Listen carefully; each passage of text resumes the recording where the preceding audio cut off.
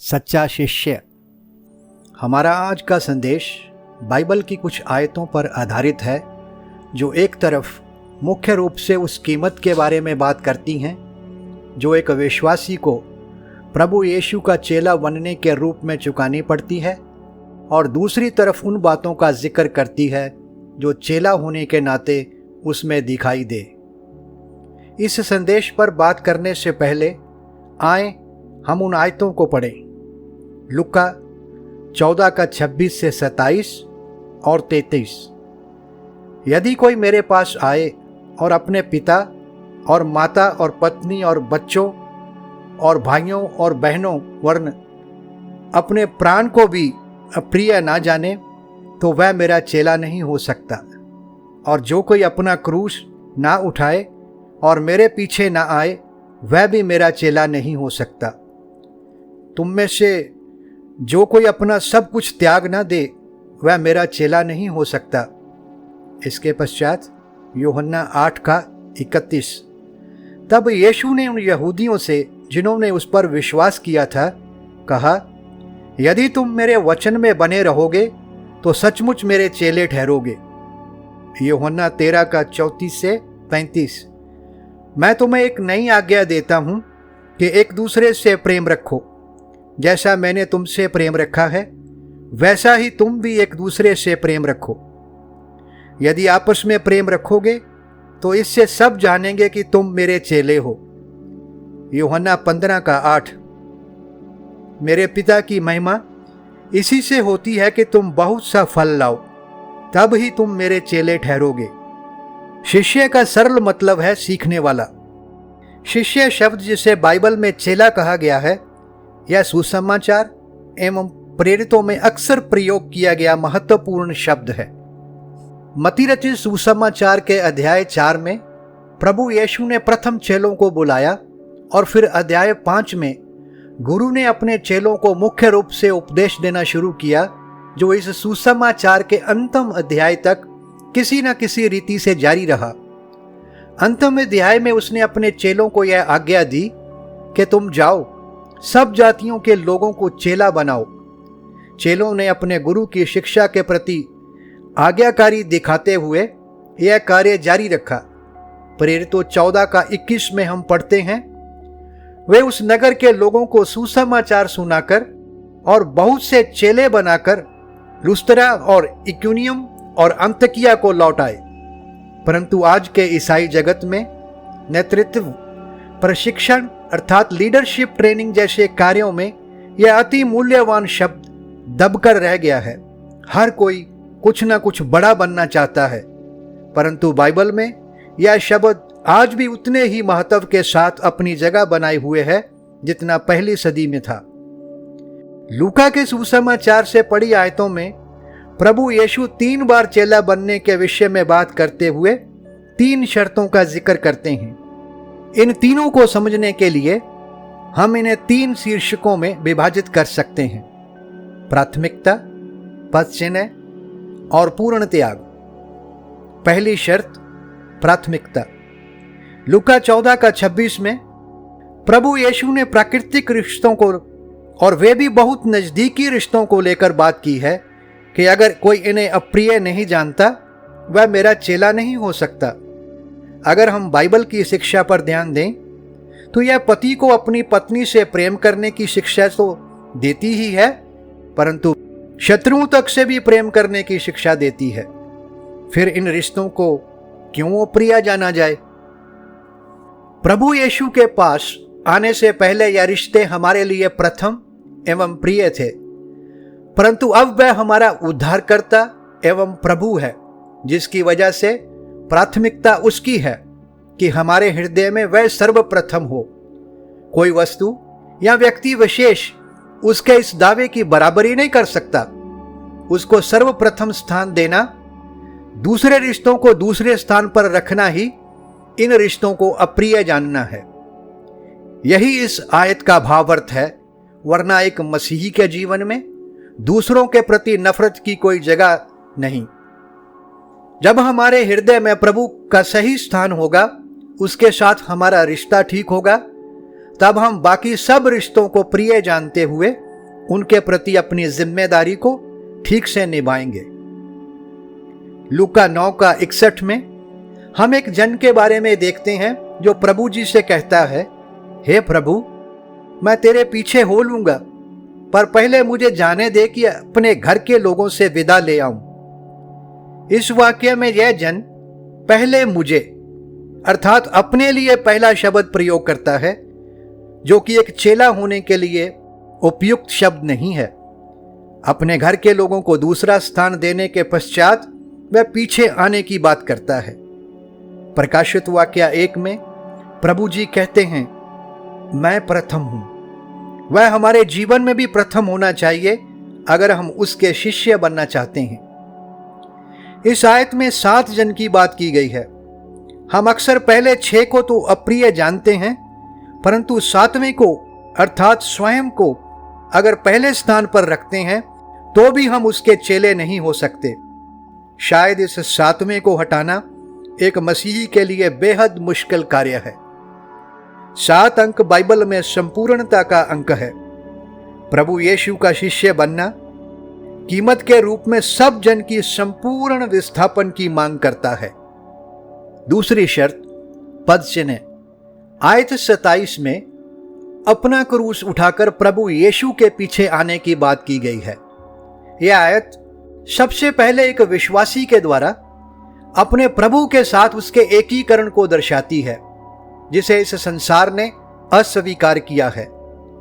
अब उसे भी अपने प्रभु की तरह इस संसार के तिरस्कार को सहना पड़ेगा। क्रूस उठाने का दूसरा पहलू इसे उठाने वाले की मृत्यु की ओर इशारा करता है, जो वह अपने व्यवहारिक जीवन में दिखाता है। बाइबल एक विश्वासी की गलातियों 2:20 में खुद की मृत्यु, 5:24 में शरीर को उसकी लालसाओं और अभिलाषाओं समेत क्रूस पर चढ़ाने की बात, और 6:14 में संसार के प्रति मृत्यु के रवैये की बात करती है। इस आयत का तीसरा पहलू कि एक विश्वासी स्वयं का पूर्ण इनकार कर जिसके पीछे चल रहा है उसके पद चिन्हों पर चल रहा है। उसका अपना कोई रास्ता नहीं होता। रूत इसी एकाग्रता और प्रतिबद्धता के साथ प्रतिज्ञा की हुई धरती पर जा पहुंची और फिर बॉयज की पत्नी बनी। तीसरी शर्त पूर्ण त्याग।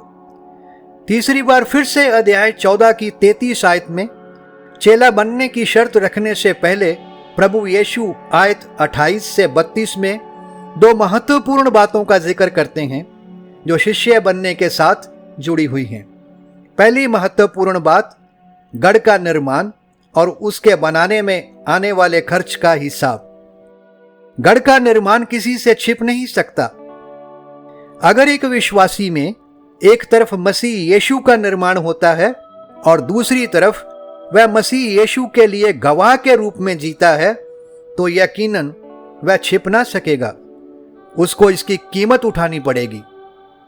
प्रश्न यह पैदा होता है, क्या हम बाइबल पढ़ने एवं इसके अध्ययन के लिए समय देते हैं ताकि हमारे अंदर प्रभु यीशु का, उसके चरित्र का निर्माण हो। वर्तमान समय में ईसाई जगत के अंदर प्रभु यीशु को केवल भौतिक आशीष देने वाले के रूप में और सुसमाचार के नाम पर खुशहाली का सुसमाचार सुनाया जा रहा है, परंतु इस बात का जिक्र नहीं किया जाता कि प्रभु यीशु के पीछे चलने की कीमत भी चुकानी पड़ेगी। उद्धार के विषय में देखें तो यह मेरे लिए मुफ्त है, क्योंकि इसकी कीमत प्रभु यीशु ने चुकाई है, परंतु चेला बनने के लिए मुझे बैठकर खर्च का हिसाब लगाना होगा, मुझे कीमत को जानना होगा। आज प्रभु जी को मानने वाले तो बहुत हैं, पर उसके पीछे चलने वाले कम हैं। प्रभु यीशु पर विश्वास करना और उसके पीछे चलना, ये 2 अलग अलग बातें हैं। दूसरी महत्वपूर्ण बात युद्ध के विषय में है। गढ़ के निर्माण को इस संदर्भ में रखकर देखें तो यह बचाव के लिए बनाया जाता है। जब तक आप मसीह में ना थे, आप आकाश के अधिकार के हाकिम अर्थात उस आत्मा के अनुसार चलते थे जो अब भी आज्ञा ना मानने वालों में कार्य करता है। परंतु जब आपने प्रभु यीशु को अपना उद्धारकर्ता के रूप में ग्रहण किया आपका दुश्मन शैतान जाहिर रूप में सक्रिय हो गया, जिसका पता आपको भी चल गया। वह सामने से दोगुनी ताकत के साथ आ रहा है। आप अपने आप में सक्षम नहीं हैं कि उसका सामना कर सकें। अगर आप आत्मविश्वास के साथ बिना विचार किए आगे बढ़ेंगे, आप समर्पण कर देंगे, गिर जाएंगे। निर्माण एवं युद्ध, ये दोनों बातें मसीही जीवन का हिस्सा हैं। इन्हीं दो महत्वपूर्ण बातों को सामने रखकर प्रभु जी ने तीसरी बार कहा, तुम में से जो कोई अपना सब कुछ त्याग ना दे, वह मेरा चेला नहीं हो सकता। जब एक विश्वासी अपना पूर्ण त्याग करता है, इस बात को पूरी तरह समझ लेता है कि वह अपने आप में कुछ भी नहीं, तब ही वह एक सच्चा शिष्य बन पाता है। प्रेरित पौलुस एक अच्छा शिष्य जो व्यवहारिक रूप से इसके लाभ में था कहता है, परंतु परमेश्वर का धन्यवाद हो जो हमारे प्रभु यीशु मसीह के द्वारा हमें जयवंत करता है। वह फिर से एक जगह कहता है, यह नहीं कि हम अपने आप से इस योग्य हैं कि अपनी ओर से किसी बात का विचार कर सकें, पर हमारी योग्यता परमेश्वर की ओर से है। याकूब एक अच्छा विश्वासी था और आशीष प्राप्ति का इच्छुक भी था, परंतु इन सब की प्राप्ति के लिए वह अपनी योजनाएं और अपने बल को प्रयोग में लाता गया और परमेश्वर के आगे आगे भागता रहा। वह अपने आप में कुछ भी नहीं। यह बात उसे समझने के लिए बहुत वर्ष लगे। यहां तक कि मल्ल युद्ध के समय में भी वह गिर नहीं रहा था।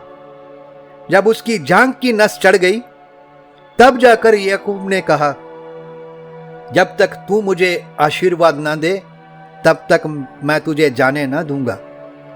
यह बात उसे समझने में बरसों लग गए कि वह अपने आप में सक्षम नहीं, परमेश्वर ही सब कुछ है। इस बात का परिमाण उसके अंतिम समय से मिलता है, जब उसने अपने पांव खाट पर समेट प्राण छोड़े। वही पांव जिनके साथ वह परमेश्वर के आगे आगे भाग रहा था।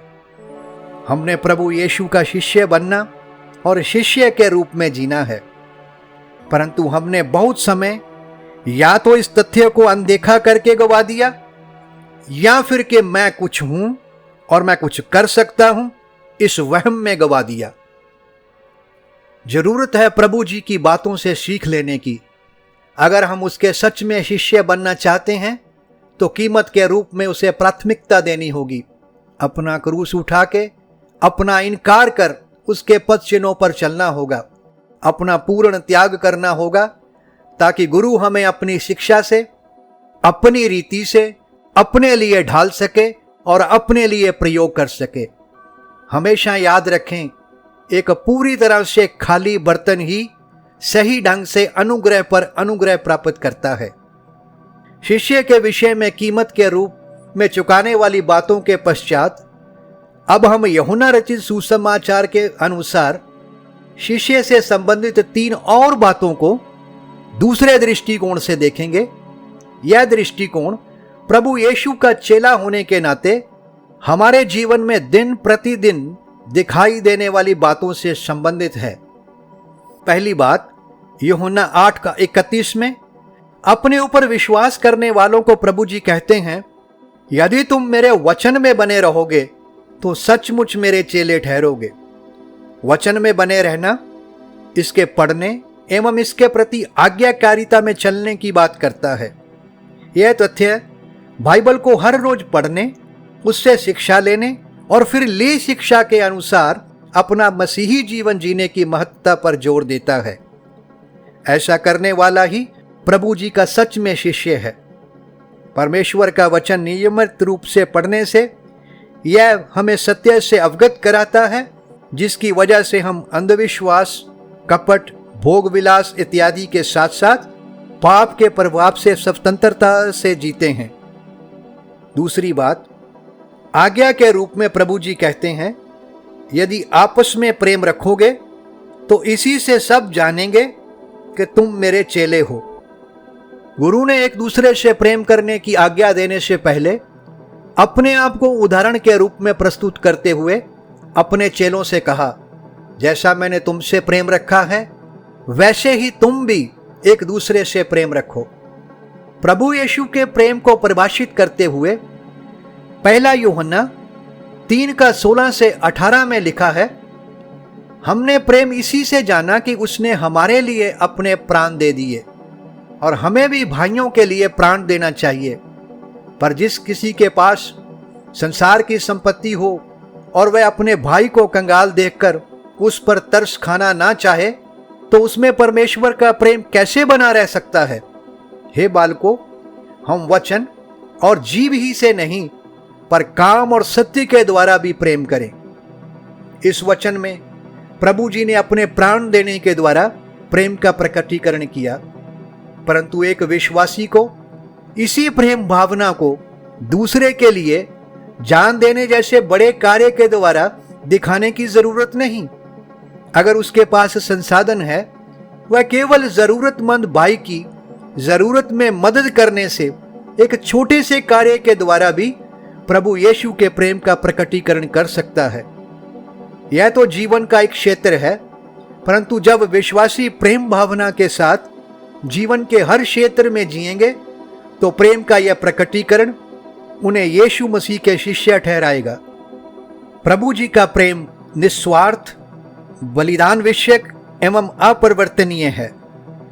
प्रेम पवित्र आत्मा का फल है, और जो मापदंड प्रभु जी ने रखा है वह पवित्र आत्मा के प्रति एक विश्वासी की अधीनगी के द्वारा ही प्राप्त किया जा सकता है। तीसरी बात, यूहन्ना 15:8, मेरे पिता की महिमा इसी से होती है कि तुम बहुत सा फल लाओ, तब ही तुम मेरे चेले ठहरोगे। फलदायक जीवन परमेश्वर पिता को महिमा देता है। फल विश्वासी के अंदर यहां एक और जीवन का संकेत है, वहीं दूसरी ओर एक शिष्य के अंदर पवित्र आत्मा के निरंतर चल रहे कार्य को भी दर्शाता है। यह केवल तभी संभव होगा जब हम मसीह में उसके वचन के प्रति आज्ञाकारिता के द्वारा बने रहते हैं। यह सब कुल मिलाकर वचन को पढ़ने और जो उससे सीखा उसके प्रति आज्ञाकारिता दर्शाते हुए उसे अभ्यास में लाने पर जोर देता है। सरल भाषा में फल लाने का मतलब मसीह का ही हमारे जीवन से दिखाई देना है। ऐसा होना यह प्रमाणित करता है कि शिष्य होने के नाते हम कितना अपने गुरु के समान हैं। आज के बाइबल संदेश में हमने सीखा कि प्रभु यीशु का शिष्य अर्थात चेला होने के बदले एक विश्वासी को क्या कीमत चुकानी पड़ेगी। इसके लिए सबसे पहले प्रभु यीशु को अपने जीवन में प्राथमिकता देना, अपना क्रूस उठा के स्वयं का इनकार कर उसके पद चिन्हों पर चलना। जैसे जैसे हम लूका अध्याय 14 के पढ़े हुए अंश की समाप्ति की ओर जाते हैं, यह एक विश्वासी को एक एक कदम करके पूर्ण त्याग तक ले जाता है। ऐसे चेले को फिर गुरु अपनी संगति में, जिसमें एक चेला वचन पढ़ने एवं आज्ञाकारिता के द्वारा बना रहता है, अपने दिव्य कार्य के द्वारा ऐसा ढालता है कि गुरु की झलक शिष्य में दिखाई देती है। दूसरा राजाओं के दूसरे अध्याय में हम पाते हैं कि एलीशा एलिया के संग संग रहा। वह यहां भी गया, उसकी संगति में रहकर व्यवहारिक रूप में सब कुछ सीखा। एलिया के ऊपर उठा लिए जाने के पश्चात उसकी अनुपस्थिति में जब लोगों ने एलीशा को देखा तो कहा, एलिया में जो आत्मा थी वही एलीशा पर ठहर गई है। इसका भाव अर्थ ये कि जो बात एलिया में सच थी वही उसके शिष्य एलीशा में सच थी। जो बात गुरु में, प्रभु यीशु में सच्ची है, वह विश्वासियों में भी सच्ची ठहरती है। जीवन का जो प्रकटीकरण पहले उसमें हुआ, अब वह उसके चेलों में दिखाई दे। परमेश्वर हम सबको इस संदेश के द्वारा बरकत दे और उसके अनुग्रह से ऐसा हो कि हमारे गुरु प्रभु यीशु की अनुपस्थिति में हमारे जीवन में भी उसकी झलक दिखाई दे। धन्यवाद।